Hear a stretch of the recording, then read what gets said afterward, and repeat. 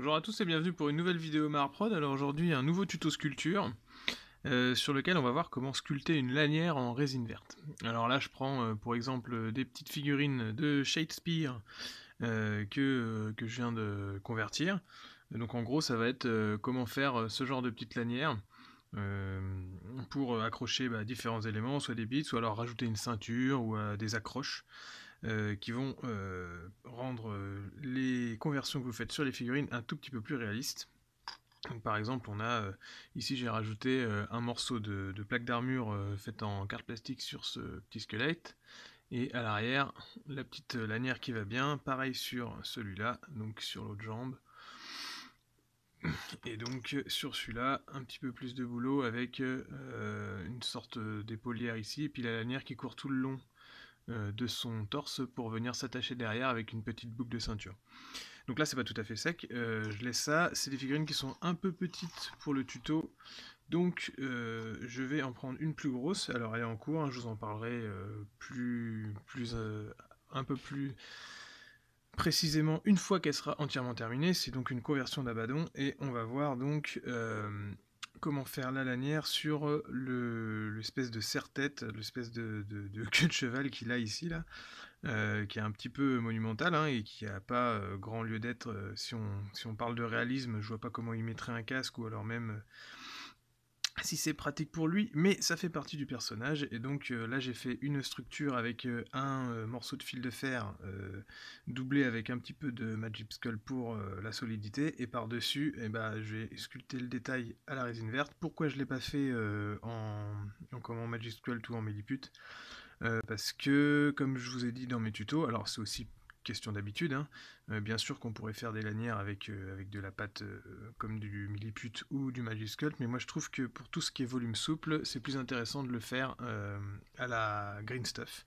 Tout ce qui est peau, tout ce qui est chair, tout ce qui est donc lanière, alors qu'il faut réserver les pâtes comme le Magic Sculpt et le Milliput à tout ce qui est volume dur, donc armure et tout, puisque ça se retaille bien par derrière. Donc on va faire ça là-dessus, et puis je vous montrerai peut-être également comment faire une petite lanière, donc assez rapidement, sur cette grosse figurine, comme ça vous allez bien voir, histoire de... Ici j'avais rajouté donc une plaque d'armure sur ce prince démon, et forcément il n'y a pas les attaches, donc on va les faire derrière ici. Donc c'est pareil, ça c'est une conversion pour un prince démon, que je vous montrerai plus en détail une fois qu'elle sera terminée. C'est pour une armée à part entière. Donc pour le mélange, comme d'habitude avec la résine verte, il faut enlever le centre qui est un petit peu soudé, parce que forcément la pâte commence à réagir. Donc tout le centre n'est pas très utilisable, sauf si vous avez acheté de la résine verte en boudin, comme ça peut se trouver sur certains conditionnements, c'est-à-dire dans deux boudins séparés dans des boîtes. Donc ça, ça peut vous servir pour faire du comblage de socle ou des choses comme ça, parce que vous pouvez quand même le mélanger. C'est juste que à certains endroits, vous allez avoir des grumeaux, donc il faut plutôt lui éviter pour sculpter, et encore plus pour les lanières, parce que comme on va faire des volumes super fins et étirés, si vous avez des grumeaux à l'intérieur, ça va tout de suite se voir. Petite... là j'enlève un tout petit bout de jaune qui s'est mis dans le bleu, pour éviter d'avoir des microbilles. Petite astuce au niveau des lanières de cuir, si vous voulez quelque chose de souple, il faut mettre plus d'assouplissant, c'est un petit truc à avoir. Si vous faites le mélange 50-50 classique, bon alors il n'y a pas de souci hein, pour travailler avec, mais c'est juste que ça va vous apporter un peu plus de souplesse et d'élasticité de mettre un tout petit peu plus de jaune. Donc là bon, je fais le mélange classique, on voit qu'il y a déjà un tout petit peu plus de jaune que de bleu. Alors c'est de l'ordre de, je sais pas moi, 60-40, même moins, hein. Mais vous pouvez jouer là-dessus, de même que vous pouvez jouer sur un peu plus de bleu dans votre mélange, si vous voulez un mélange résine verte qui soit un tout petit peu plus raide. Ça va dépendre de ce que vous voulez. Donc là toujours je mélange avec un petit peu d'eau, je trempe mes doigts dans de l'eau, et puis je fais le mélange avec.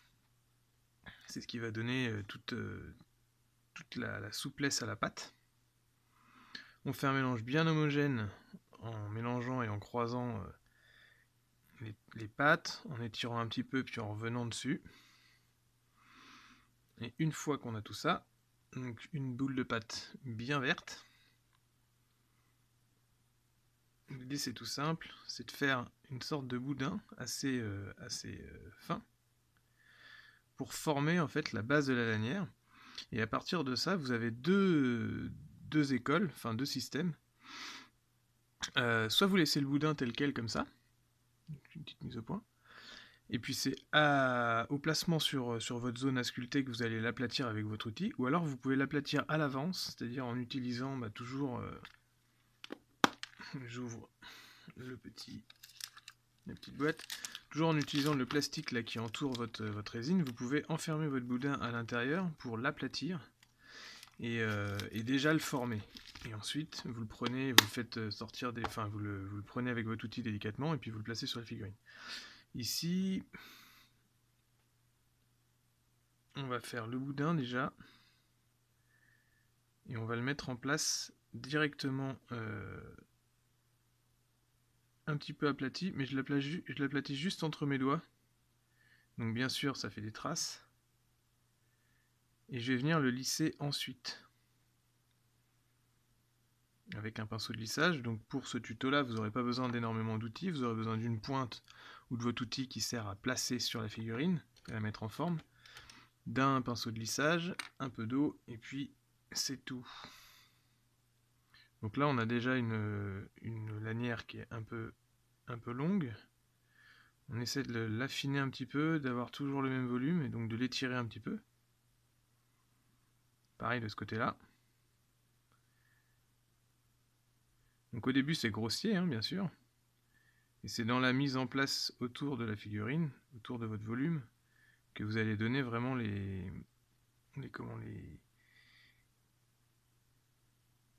effets et les formes. Donc là je pense que pour la queue de cheval d'Abaddon on va largement avoir assez. Donc vous voyez on a une sorte de boudin aplati qui peut déjà faire office de ceinture, mais sauf qu'il y a des traces de doigts dessus, donc il va falloir forcément le mettre en place et puis le lisser. Vous n'aurez pas de traces de doigts si vous faites la technique avec le plastique. Là je vous montre juste sur le Prince-Démon le principe pour mettre une grosse lanière. Donc là par exemple j'aplatis pas la lanière, je fais juste un boudin, donc c'est vraiment un boudin cylindrique. On prend la figurine. Et ensuite je vais la placer donc juste au dos de de là où je veux que ça soit, en mouillant un peu l'outil. Je l'aplatis avec le pinceau de lissage pour qu'il rentre bien en place. Et ensuite je le mets en place et c'est là que je l'aplatis. Ça va vous faire un volume un petit peu souple, comme si c'était du cuir mais un peu abîmé. Libre à vous de donner plus de volute à votre cuir, c'est-à-dire plus de souplesse, c'est-à-dire pas faire une bande raide et d'un seul, je sais pas comment vous expliquer, mais une seule bande complète. Peut-être faire des plis dans le cuir pour montrer que c'est un vieux cuir. Et donc là, le fait de travailler comme ça permet d'aplatir bien le boudin sur votre volume et donc ça va vous offrir une tenue puisque le volume, le boudin et la lanière que vous formez est donc intégrée à votre figurine. Donc là on a placé le premier volume et forcément il faut l'attache du dessus. Donc même système, le boudin est un tout petit peu plus grand parce que comme le mollet de la figurine du Prince-Démon donc grossit vers le haut, il y a besoin d'avoir un tout petit peu plus de matière. Je le mets en place comme ça grossièrement et ensuite je vais l'aplatir dessus. Et là je le fais toucher la jambière sur le derrière là. Et vous voyez quand je l'aplatis comme ça fait, je laisse les zones remonter sur le bord.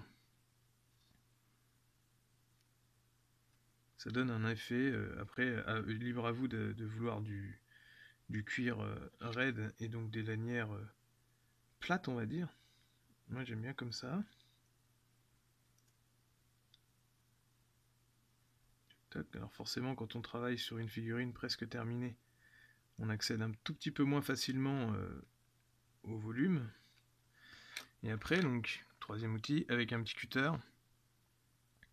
on peut venir donner des coups dans le cuir, comme s'il était vraiment vieilli, et qu'il avait reçu des dommages, qu'il était craquelé et tout. Donc là, c'est vraiment travailler rapidement dans le frais.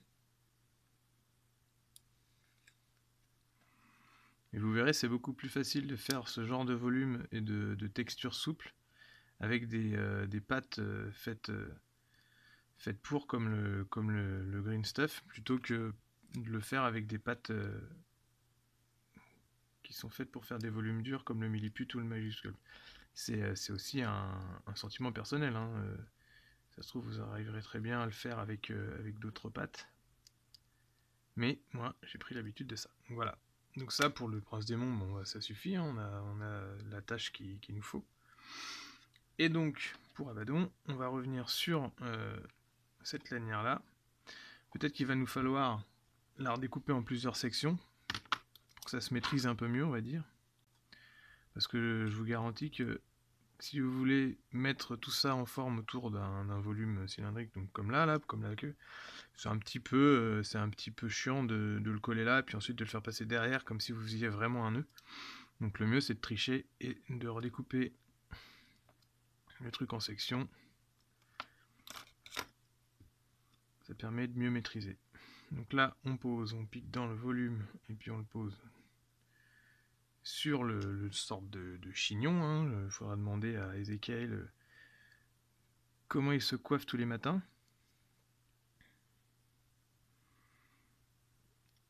Peut-être qu'il a des serviteurs, mais je le vois mal se faire coiffer par quelqu'un, tu vois.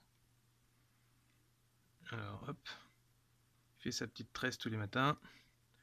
Donc là, vous voyez, même avec un petit volume comme ça, c'est un peu galère de passer derrière.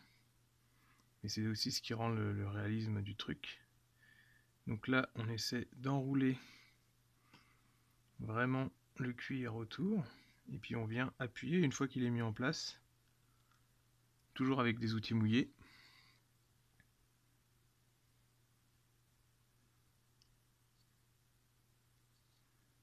Pour bien faire le volume. L'idée, c'est d'essayer d'être réaliste et qu'on voie vraiment le cuir se chevaucher comme un peu une poignée d'épée en fait.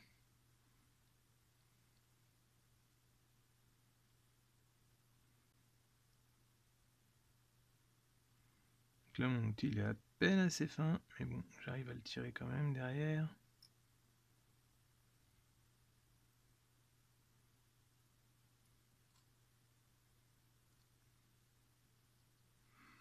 Donc vous voyez, j'avais fait un boudin largement assez grand, puisque en le recoupant, le premier tronçon que j'ai pris va largement suffire à faire la totalité de la tresse. Donc là, j'arrive presque en haut.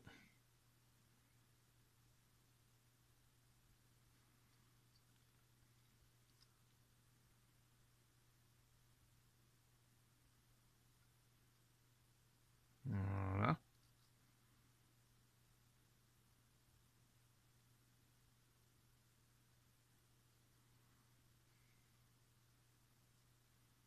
Et une fois que vous avez la base de cette tresse, c'est-à-dire que vous voyez encore les jonctions de la bandelette, on va dire,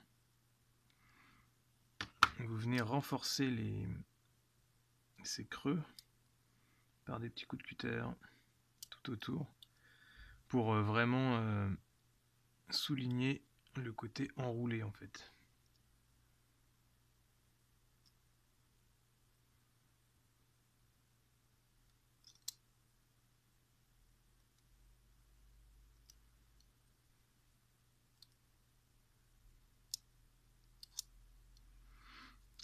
Alors oui, je vous disais que j'allais vous parler de cette figurine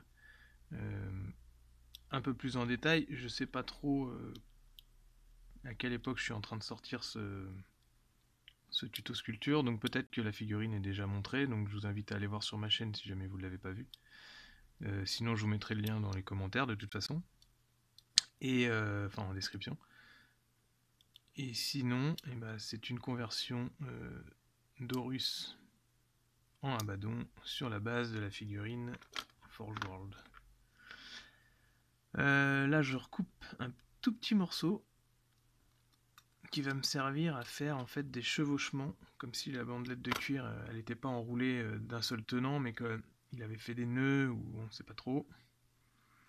Et ça va me servir à ce qu'elle soit un tout petit peu plus grosse à sa base.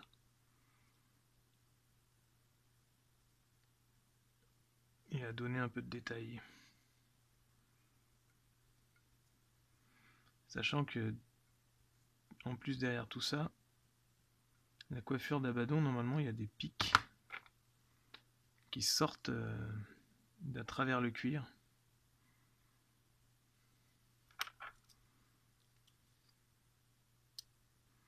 Voilà.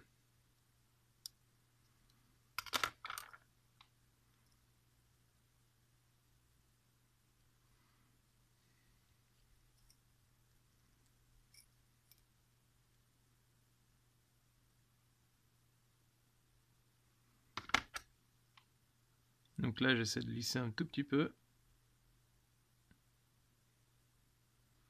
de reformer un peu les bandelettes. Et donc c'est une technique qui peut vous servir aussi à faire les poignées de vos épées, de vos haches, de tout un tas de trucs.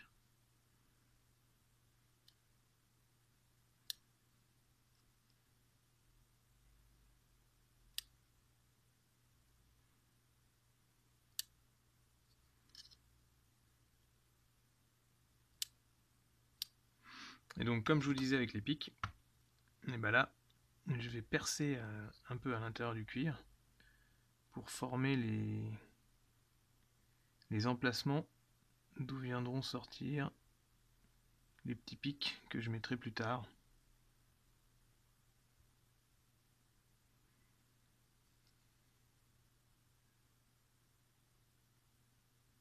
Alors à intervalles plus ou moins réguliers, là j'en ai fait 4, ça va suffire.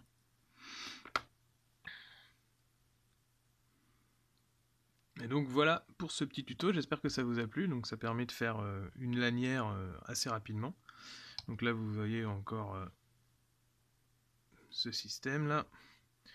Donc de boudin aplati, hein, c'est tout bête. Et puis ensuite il suffit de le placer autour de votre volume et d'en faire ce que vous voulez pour faire ce genre de forme, une ceinture, une bandelette qui pend, peut-être une attache de casque ou plein d'autres choses. A bientôt pour un autre tuto sculpture et pour toujours plus de figurines. N'hésitez pas à partager mon travail et puis à vous abonner à ma chaîne.